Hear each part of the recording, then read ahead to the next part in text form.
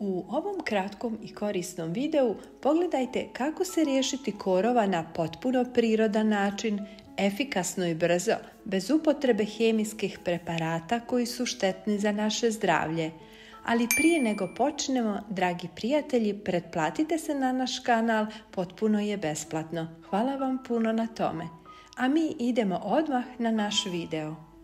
Ovo ovdje je zanimljiv prirodni sastojak koji se koristi za suzbijanje rasta korova, ali njegovo djelovanje se razlikuje od većine drugih herbicida.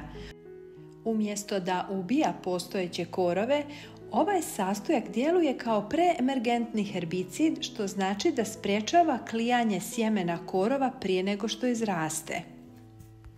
Ono sadrži proteine koji inhibiraju klijanje sjemenki.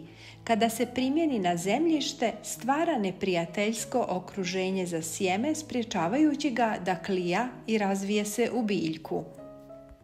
Ono je potpuno prirodno i bezbjedno za upotrebu u bašti. Ne šteti životnoj sredini, ljudima ili kućnim ljubimcima. Također je bezbjedno za upotrebu na mjestima gdje se uzgajaju jestive biljke, što ga čini odličnom opcijom za organske baštovane. A radi se o kukuruznom brašnu. Ako pospete kukuruzno brašno na već postojeću očišćenu površinu, spriječit ćete klijanje korova. Kukuruzno brašno možete posuti i direktno na korov, a zatim sve zaliti sa vrelom vodom. Ova metoda je naročito korisna za baštovane koji žele ekološki pristup suzbijanju korova i žele da izbjegnu upotrebu hemijskih herbicida.